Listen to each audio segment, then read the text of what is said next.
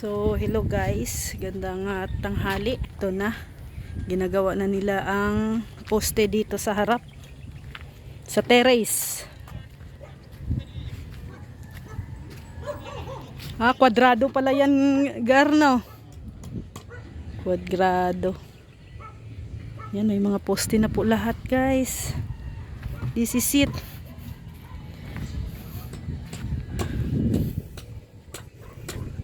Yung ano na.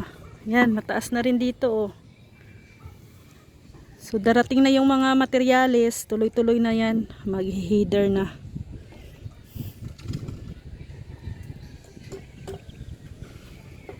Pina-pick up na po namin. Ngayong araw nagdagdag ako ulit ng another 20 sako, 20 bag na semento at saka 20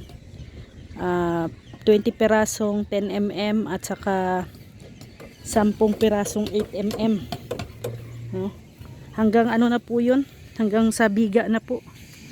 Mas maganda yung unahin yung materyales para wala na masyadong iisipin. Yan. Pag mabigaan na po to, yan. Ready na para sa pangbubong, no? Trusses. Trusses na naman. Mag-i-inquire pa ako kung magkano yung mga gagamit trusses guys, pero nilista ko na lahat yung ano yung mga dapat i-inquire. So yun na yun. Paano na tayo? Pataas.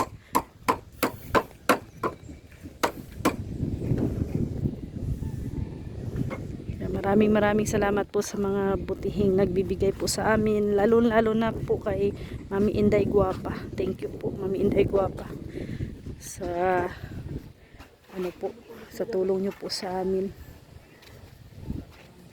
Kaya hindi po natigil-tigil ang trabaho dahil po sa tulong ni Mami Inday Guapa. Yan, ano na po, header na yan oh. Ginagawa nila header. Yan pala yung header.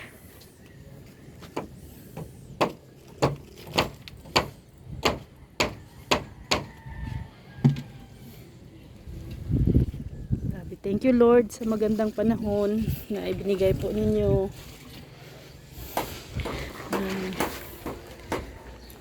Puro ano na guys. Box ano na talaga, close na. As in mataas na talaga lahat. Mataas na talaga lahat.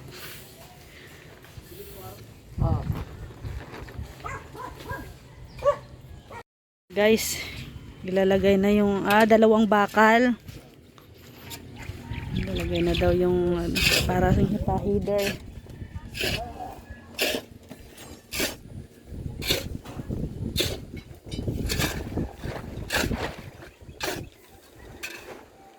Ganito lang sana ang panahon no. Hindi mainit, hindi maulan, mahangin. Hindi nakakapagod.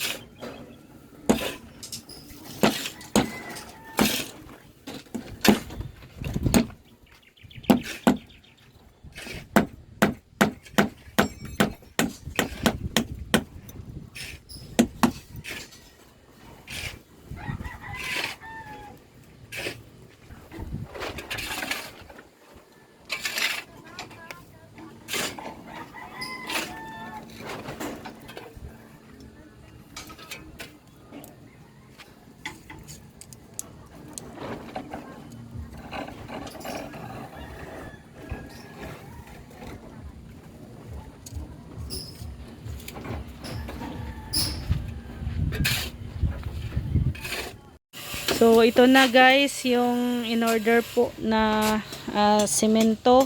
Kulang pa po to, may kulang pa na 25 ano. Tapos ito din itong bakal para na po gagamitin na to sa pang biga no? Pangbiga. Ayan. Tuloy-tuloy po ang trabaho. Maraming salamat. Mami Inday Guapa. Ayan, tuloy-tuloy ang trabaho ng ating karpintero. Ayan. Then, may nag-deliver na din po ng isang kalahating graba pa lang to, no? Kalahating buhangin. Ito? Nandun sa labas yung iba. Okay. Yan, isang grabang buhangin. So, kulang pa ng 4. Then, hollow blocks. Hindi pa. Bukas pa daw po yung delivery ng hollow blocks. So, yan na guys. So, yan. May header na doon sa kusina. So, yan. Biga na po yan. Pag matapos yung header. Ayan yung header. 2 patong hollow blocks. Then, biga. So, yan, palapit na talaga tayo ng palapit. Yan na, ito na yung last na poste na bubuhusan. Pero yung mga poste po doon, dudugtungan pa yan. Ayan, bubuhusan pa po yan. Pag may, na po yan. Yung poste doon, Gar, bubuhusan yun pag may biga na? Ha? Isabay na sa biga. Yan, isasabay na daw sa biga yung pagbuhos ng mga ibang mga poste. Yan. Grabe. Ito na siya guys. No? Ito na yung ating bahay. Ayan. Pantay na. Dito na lang sa sala. Tapos kwarto. Ayan. Magkakaroon din ng heater dyan.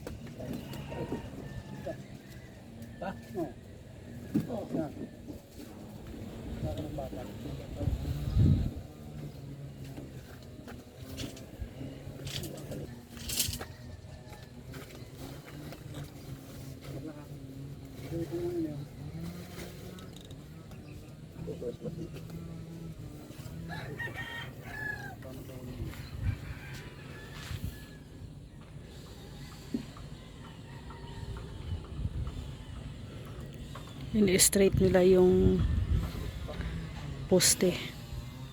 Sinusure na straight siya.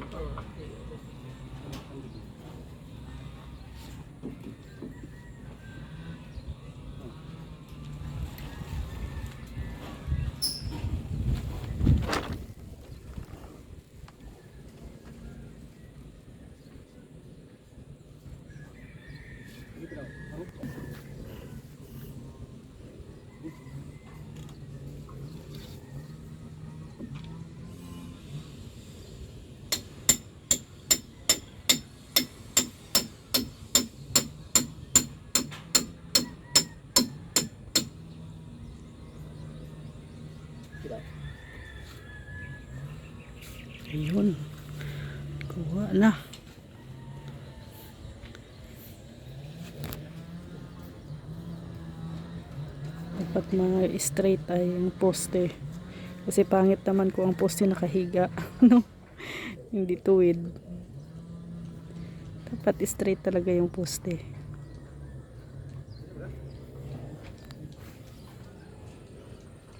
Ang aabangan natin guys, ang inaabangan ko dito guys, kung paano nila gawin yung header dito sa bintana. Eh wala naman ang poste dito sa gitna. So paano kaya nila gagawin na magkaroon ng header dito? No? Kaya yan ang palaisipan sa akin ngayon. Kung ano ang gagawin nilang magkakaroon ng header dito sa sala.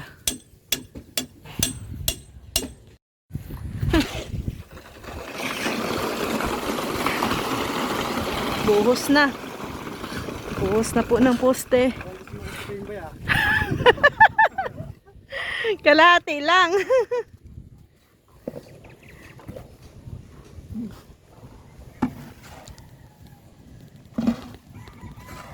Ganyan talaga yung si Bayo. Di ba? Ganyan lang ang mahal.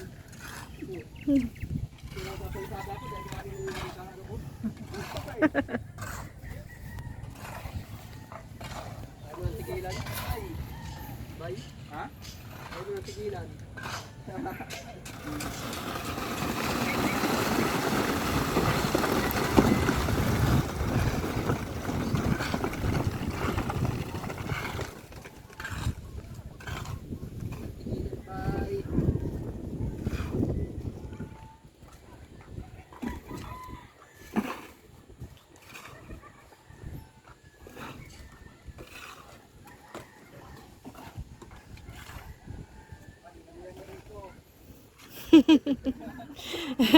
Si Rico pa lang may kasalanan.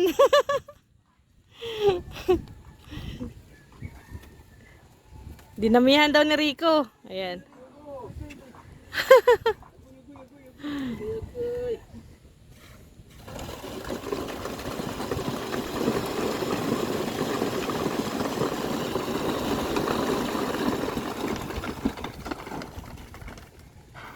Yan, buhos na po. Buhos na po sa ano dito sa terrace na poste.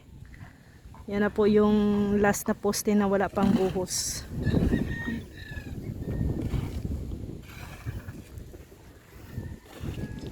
Yan, bukas kumpleto na lahat ng poste, may buhos na. Day 17.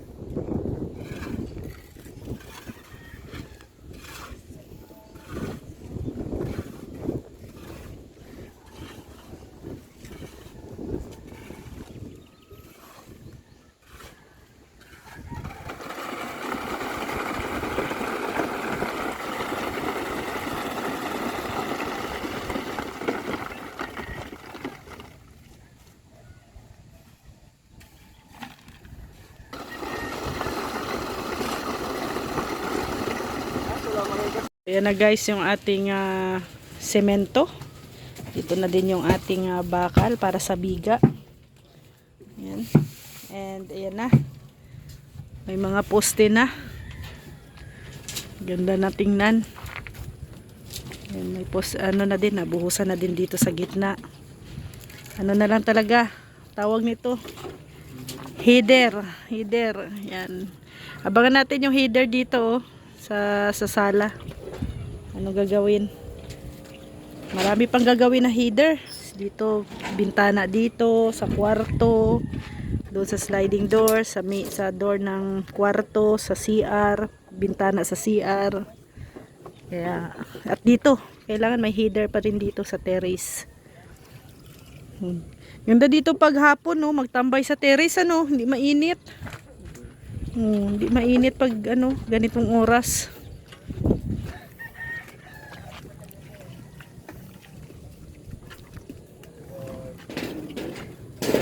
So, yan po yung update sa ating bahay, trim house. Dito na lang yung hollow blocks. Pero bukas magde-deliver na po ng hollow blocks si tatay. Yan. So, Yan na guys, so may poste na oh. Yan.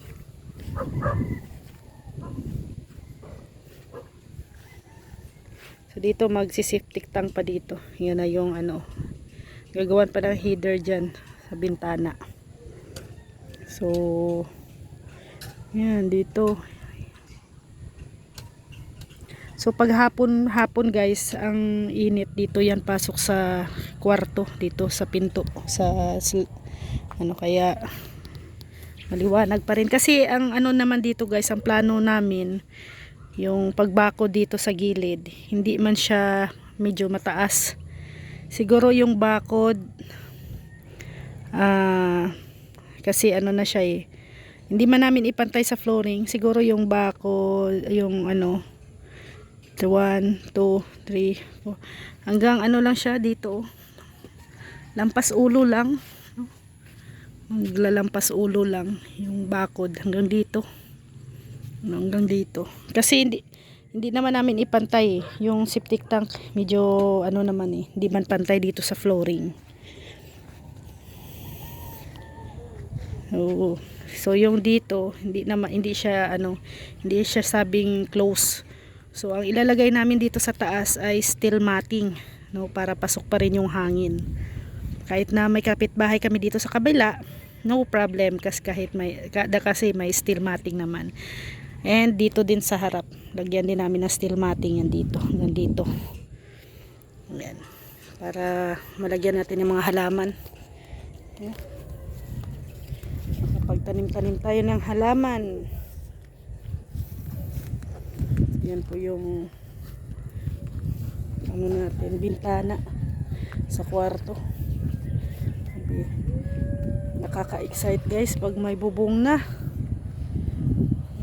Nag-inquire na rin ako ng lupa patambak, no? 1 kubiko nasa 600 pesos. Yung kwarto ay kailangan ko ng mga nasa 8 kubiko. 8 kubiko. So unahin ko muna patambak yung kwarto. Ayan. Ayan.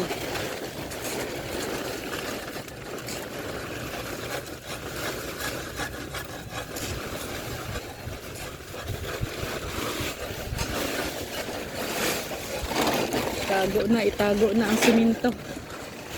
At sana wag lang umulan ngayong gabi. Hindi kaya matumba yan? Hindi yan.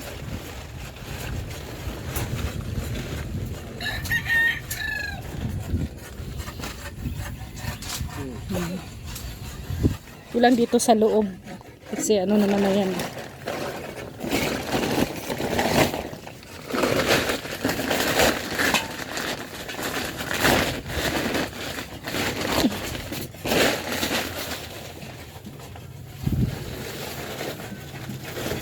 Tulog ba? Oh! Yan. Ito ba? Ito sa ulo dito ba?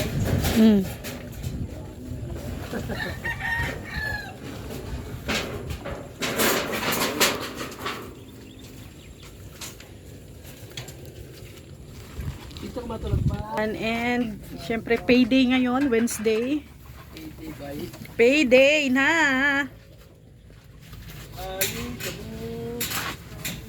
Payday na po. Pero naka-ready na po yung kanilang mga sahod. Si Rico po ay ano po yan? Daily. Daily yan. Daily ang sahod ni Rico. Monthly. Kay Rex ano yan? Yearly. No way. Yearly sa'yo. Once a year. Oh. Ano lang man yun? Pang yung ano baga sa ano, senior? Ano? Pensyon. Pension yun. Every 3 months, 1.5.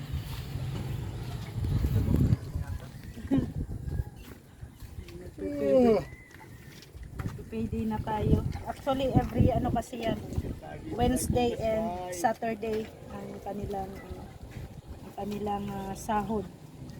So sa 3 days kay GR 1.8. Walang lasingan ha. Magtrabaho pa bukas.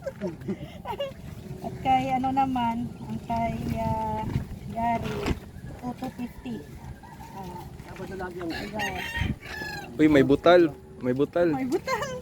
At kay Rico, 500. Kasi ano yan, daily yan kay Rico. Kasi may ano yun estudyante. Halos araw-araw may ginagastusan. Itong dalawang to, walang problema. Ayan. So sa Sabado na naman ang ating pasahod. Hindi tayo weekly at mabigat guys, mabigat pag weekly. No? Mabigat pag weekly.